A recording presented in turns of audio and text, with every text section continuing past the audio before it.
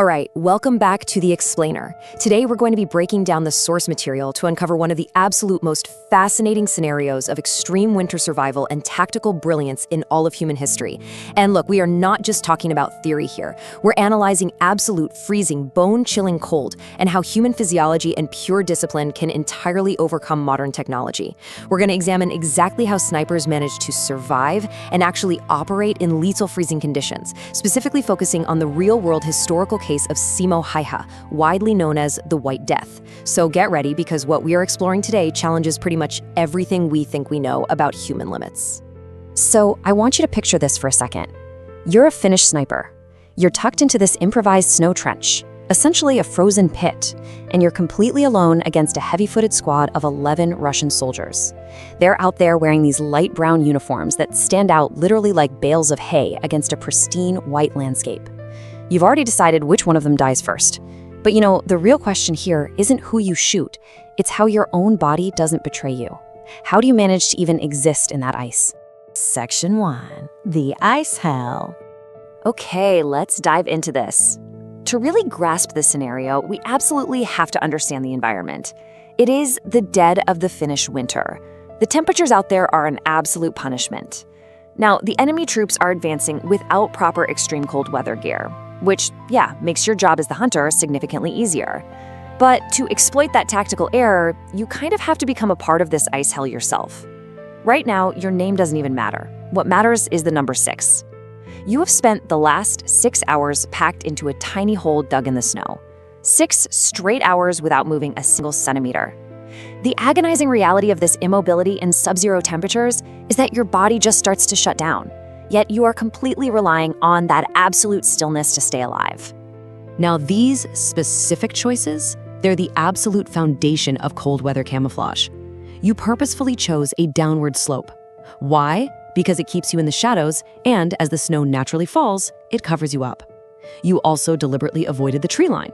I mean, that is the very first place any enemy hunter is going to check. Nobody expects a guy to hide in plain sight right on an open slope. And crucially, you positioned yourself so that when the winter sun begins to set, it's going to be directly at your back, effectively blinding anyone who's trying to look up and find you. Section 2. Outdated gear tactics. So, as that panic-stricken enemy squad starts approaching, breaking into these ineffective little groups, we've got to talk about survival tools. Intuition tells us, right, that the newest technology is always best for survival. But in extreme freezing conditions, modern gear can actually be a death trap. You're holding an old Sako M28 rifle, an 1891 model. Other people might laugh and prefer those elegant scoped rifles, but think about it. Modern scopes have glass lenses. In extreme cold, your own breath fogs them right up. Worse than that, the winter sun hits the lens and creates this brilliant, shining glare. A friend of yours actually died last month because of exactly that. A glare gave away his position, and a Russian sniper basically left nothing of his face. Iron sights, on the other hand, no glass, zero glare. And most finally, you don't have to raise your head those extra 2 centimeters just to look through a scope tube. In the snow, 2 centimeters can literally be the absolute difference between life and death. Section 3. Controlling your breath. All right, as the action unfolds, target prioritization becomes absolutely vital. The enemy panics and some of them start to run. Now, why do you shoot the runners first? Because the Red Army runs its communications via foot messengers. If just one of those guys reaches their lines with even half a decent coordinate, you are going to be under artillery fire within the hour, for sure. So the runners drop before anyone else. But how in the world do you maintain your thermal cover while firing? This is where it gets wild.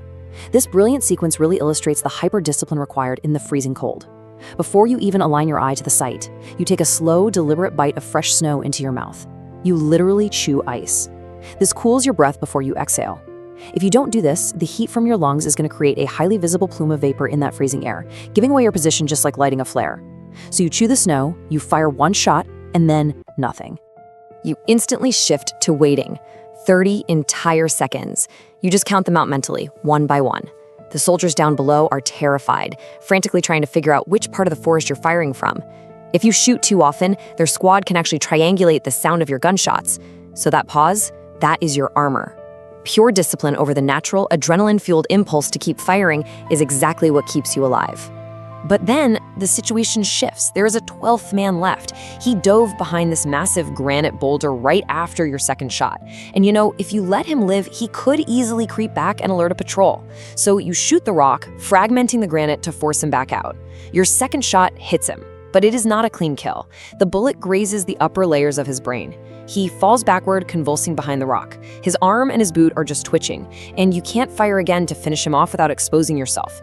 It takes a full minute and a half for him to finally stop moving.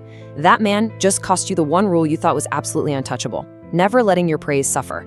It's such a heavy, haunting burden that decades later, you'll actually document the more than 500 people who died by your rifle in a private notebook you'll call your Book of Sins. Section 4. Battling the extreme cold. Before you can even catch your breath after that grim reality, you hear it. An unmistakable sound. Treads biting into the frozen snow. A Russian armored vehicle rolls up and stops just in front of the bodies. And guys, this vehicle is only 12 meters away from you. It's got a mounted machine gun that would sweep your entire hill if you moved a single muscle. A Russian soldier hops out. He starts walking towards you, literally following the trail of your shots. You're thinking he's going to step right on you. You can hear the crunch of his boots in the snow getting closer and closer. So you do the only thing you have left. You breathe through a handful of snow, almost imperceptibly, and you just become the hillside. The soldier stops. He looks directly at you for 3 eternal seconds. Then he shrugs and leaves. He didn't see a man at all. He just saw an empty white slope. Your absolute bodily discipline just fooled the human eye at dangerously close range. But the real physiological test, it's just getting started. Because of your kill count, which is well over 200 at this point, the Russians have sent their own elite snipers to hunt you down. And one of them is on the other side of the valley. He starts firing test bullets into the snow around you. Bam! One shot lands a single meter from your head. Bam! Another half a meter from your hip. You can literally feel the sharp impact vibrating in the frozen ground. The enemy is drawing a hitbox around you, hoping you'll flinch, hoping pure human terror will make you roll away. But you force yourself into absolute stillness, just waiting, letting him make a mistake. And as you wait there, completely motionless for hours, the cold becomes your biggest enemy. Hunger is just gnawing at you. If you start to shiver from the cold, you are dead, because a shaking shooter gives away their position instantly. To stop that fatal shiver, you desperately need calories, so you reach your hand into your pocket with movements so painstakingly slow that they are totally imperceptible from a distance. It takes a full half hour, 30 agonizing minutes, just to put a single sugar cube into your mouth.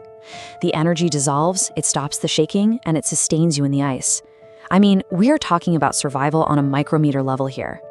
Finally, as the sun sets, all that patience pays off. The enemy hunter on the other side makes the fatal error. Just a single flash of winter sunlight reflecting off his elegant glass scope right up in the pine trees across the valley. It's the exact mistake you avoided by sticking to older gear. Because your iron sights don't tunnel your vision, you have this incredibly wide view of the entire landscape, and you catch that glare immediately. He sees you too. You both fire at almost the exact same time. But you didn't miss, and your bullet arrived just half a heartbeat earlier. Section 5. Snow as a shield. Instantly, the danger escalates again. That discipline not only kept you alive against one hunter, but it reveals there was another one out there. A second, unseen Russian sniper who was hidden the entire time, finally loses his patience. With only about 20 minutes of sunlight left, he makes a devastating decision. He calls in a direct artillery strike right on your hill.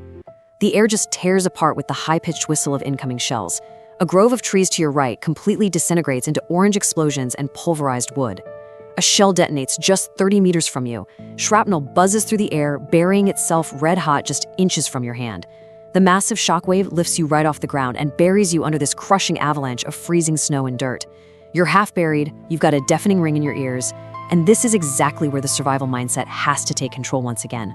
Any other person, a novice, would instinctively stand up to dig themselves out, gasp for air, and just run away in absolute terror. But doing that is a certain death sentence. Artillery is very often just the bait. The Russian spotters are out there waiting to see someone running to confirm the target.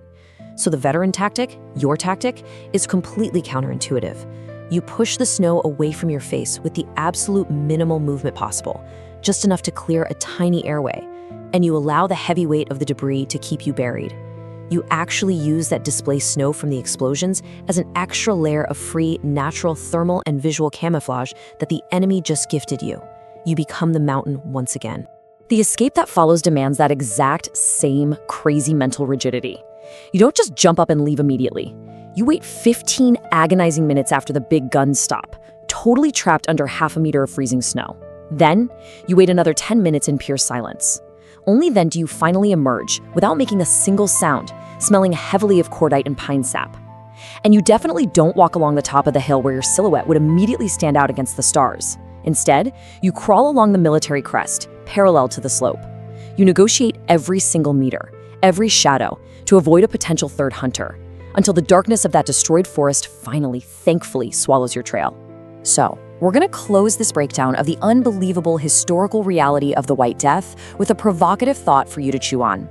When you look at the sheer bodily sacrifices, chewing ice, taking a full half hour just to eat some sugar to prevent a shiver, and enduring an artillery firestorm by letting yourself literally be buried alive, is it really the most advanced technology and modern weaponry that decides victory in extreme freezing conditions? Or is cold, calculated, pure discipline actually the true ultimate weapon of survival?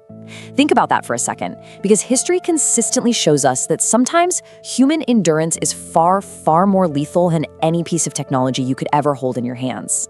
Thanks for joining us for this explainer. We really hope you enjoyed it. Until next time,